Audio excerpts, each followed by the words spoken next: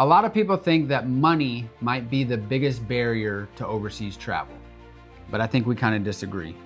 Correct. I think actually fear could be the biggest. Yeah, fear of of culture shock. Language, Saying the wrong thing. feeling out of place.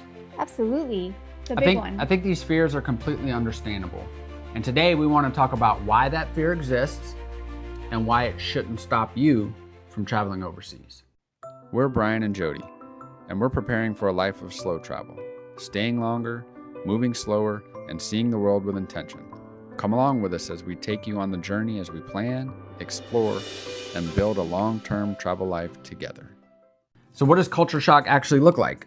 Yeah, it's small, everyday moments, ordering at a restaurant, grocery shopping, transportation, stuff like that. I know going to the grocery store sometimes can be a little intimidating. I've gone several times when we've traveled together by myself. And even though I love going through the grocery stores and picking out all the goodies and new things to try, I get a little anxious, a little intimidated going up to the register, knowing that now I may have to try to speak to someone who may not understand me very well. And then the money itself, the currency, most places are going to be a lot different. Or even trying to use a card. Oh, Like, how do we use a card? Does it tap? Do we put it in?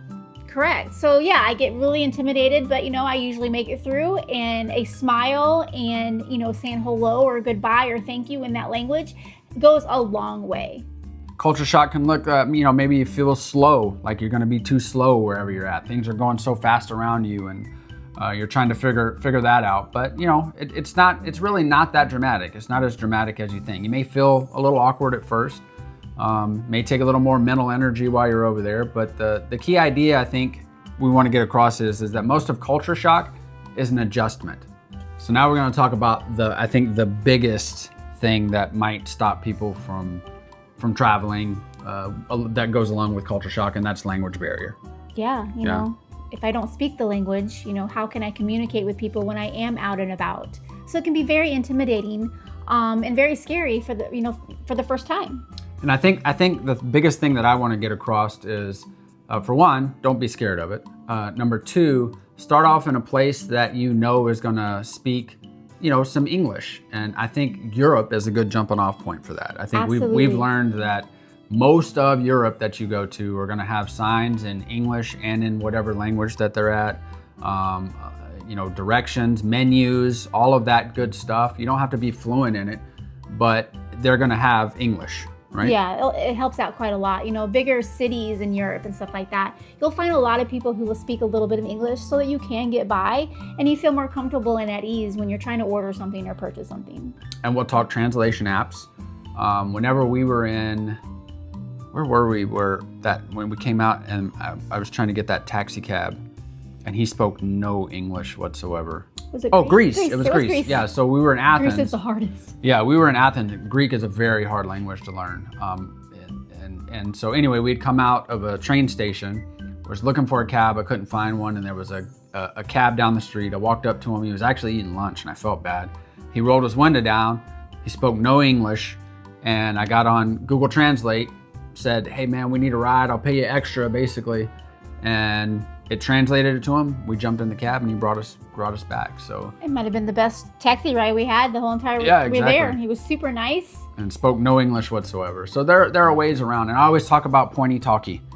Gestures. Yeah, gestures a lot. Help it's like a ton. I'll take 2, Yep. 3. Yep. That pointy talkie. So as long as you come into it with a good attitude, and we've had no problems at all, and have been in places that they spoke no English whatsoever. Yeah. So politeness is always the key, and if you do show that you are trying to speak something, a little bit, whether it be just very small amounts of that language, it goes a long way. And then, it really does. Then they tend to help you a little bit more because they see that you are trying. We always like to try and learn some of the language. Please, thank you, yes, no. Be respectful. Yeah. All right, so now let's tie this all back into slow travel, because that is our channel. It's a slow travel channel. Why slow travel helps if you choose it? Well, you're staying in a place a little bit longer than just a few days or even a week. So the more time you spend there, the more time you can see, you know, how the locals. It lowers the pressure, right? Yes, it does. Yeah. It lowers the pressure. You know, you see what the locals do, you kind of follow suit, and then hopefully things just get a little bit easier for you, and you learn their ways. You know, like Give yourself time, stay in one place a little bit longer. Don't judge the experience within those first few days, because it will ease out and get better, and you won't feel as overwhelmed, I guess, maybe. Everyday life starts to feel normal, I guess. And you know the old saying, when in Rome, you know, watch the locals, see how they do things, see how they shop. The locals do. Yeah. See how they cross the street, see how they ride their bikes, you know. All the if you're not used to the signs, you know, if you watch, then you'll figure it out, right? Yes. That's why we're slow traveling, because we're awesome. Don't let fear stop you from traveling, right? No, not at all. Feeling uncomfortable doesn't mean that you've messed up. No. I mean, we're only human, so. Doesn't mean travel's not for you. I'll tell you a little story. You're not gonna like this story, but so one of the very first trips that we took was to Venice. And we're going through and we're trying to find our place that we're staying, our Airbnb. So we got our luggage, we're going through, and I stop and I'm like, hey, I just need you to stop right here and hold my luggage while I go find somebody to try and show us where we're staying, because I couldn't find it. I was uncomfortable. So I left for, call it 2 minutes. An hour. Yeah, 2 minutes, 2 Felt to 5 like an minutes. hour. I come back and she is freaking out. You left me in a foreign country out here by myself and everything. I'm so sorry. I didn't know what I didn't know. Talk about culture shock, right? And so I'm like, it's okay, sweetheart. So we find our place, and Venice is one of the safest places you'll ever be. It's my favorite place. You know what? By the end of that trip, I was out shopping by myself. Yep, that was gonna For hours. That was gonna be my when point. he did not want to go out anymore, and I was like, no, I want to see more of this place before we leave. And yeah, I left for hours, just traveling, going through little. Look at me now. I was a little intimidated. I was a little scared initially. I was, you know, it can be very scary, and I was scared. I will totally admit that. But yeah, by the end of the trip, I was out and about and walking around and looking like a local. So there you go. And that's after like 2 days. So culture shock's a real thing, but it can relax you. You will relax and you will get over it. Yes, you just will. like she did. You will. So if culture shock or language has been holding you back, don't let it. You shouldn't let it do that. It doesn't mean travel is not for you. It just means you're human. Yes. So with time, patience, and the right expectations, you can be traveling as well. Yeah.